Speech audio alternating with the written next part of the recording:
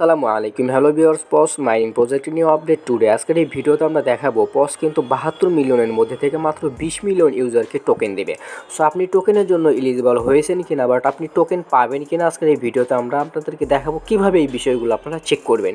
এবং আপনি যদি এখনও যে টাস্কগুলো আছে, যে টাস্কগুলো আপনারা যদি কমপ্লিট না করেন, সেক্ষেত্রে কিন্তু আপনারা খুব দ্রুত কমপ্লিট করতে পারবেন। কারণ যেহেতু পস জানুয়ারিতে টোকেন লিস্টিং করবে বা টোকেন দেবে, সেক্ষেত্রে কিন্তু এখন আমাদের হাতে অনেকটা সময় আছে। এখানে দেখতে পাচ্ছেন যে অ্যাক্টিভ পার্টিসিপেশন, আসলে কারা ইয়ারড্রপ পাবে এবং কারা ইয়ারড্রপ পাবেন না, আজকের এই ভিডিওতে কিন্তু আমরা দেখাবো। সো আমরা যদি আসলে এই লেখাটা ইংলিশ থেকে একটু বাংলাতে ট্রান্সলেট করি, তাহলে আপনাদেরকে বোঝাতে সুবিধা হবে। সেখানে দেখতে পাচ্ছেন যে পস স্ন্যাপশট সুরক্ষিত।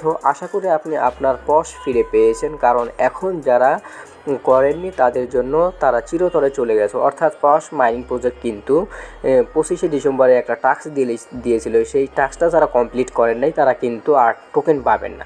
সো সেই টাস্কটা আপনারা কীভাবে কমপ্লিট করবেন এটা কিন্তু আমরা দেখাবো। এছাড়া এখানে দেখতে পাচ্ছেন যে 72 মিলিয়ন ব্যবহারকারীর মধ্যে মাত্র 20 মিলিয়ন এগিয়েছে এবং পয়েন্ট দাবি করেছে, তাদের সক্রিয় অংশগ্রহণ প্রমাণ করেছে। অর্থাৎ তারা কিন্তু প্রমাণ করেছে যে তাদের যে টোকেন, সেই টোকেনটা কিন্তু তারা ফিরে পেয়েছে। এবং এখানে দেখতে পাচ্ছেন যে আমরা পস অ্যাপে কাজে অগ্রগতি ঘনিষ্ঠভাবে পর্যবেক্ষণ করেছি এবং আপনাকে নিশ্চিত করতে চাই যে অসাধু কৃষি বা বট চাষের সাথে জড়িত ব্যবহারকারী ইয়ারড্রপের জন্য যোগ্য না, বা ইয়ারড্রপ কিন্তু পাবেন না।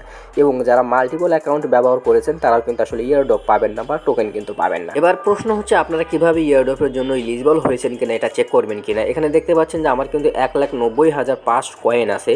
সো এটা কিন্তু আসলে আমাদের মেইন টোকেন না, এটা কিন্তু আমাদের কয়েন। এই কয়েনটা কিন্তু কনভার্ট হয়ে টোকেনে পরিণত হবে।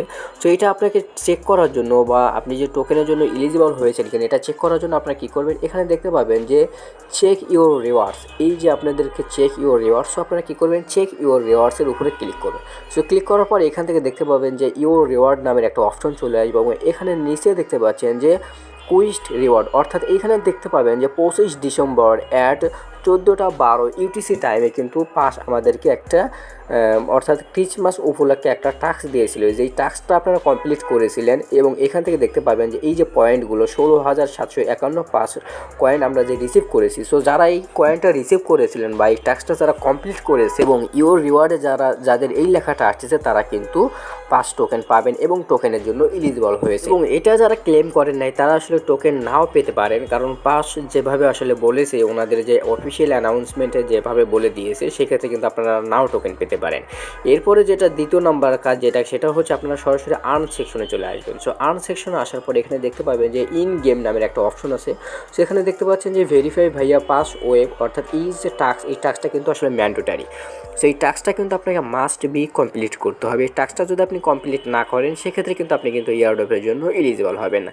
এই টাস্কটা মূলত কি, আপনাদেরকে যদি আমি হোম পেজে নিয়ে আসি, হোম পেজে নিয়ে আসার পর এখানে দেখতে পাবেন যে এই যে উপরে ইওর ওয়ালেটস, অর্থাৎ আপনাকে কিন্তু সলোনা যে ওয়ালেট আছে সেই ওয়ালেটটা কিন্তু আপনাকে কানেক্ট করতে হবে এবং ওয়েবসাইটে গিয়ে আপনাকে যে টাস্কগুলো আছে সেই টাস্কগুলো কমপ্লিট করতে হবে।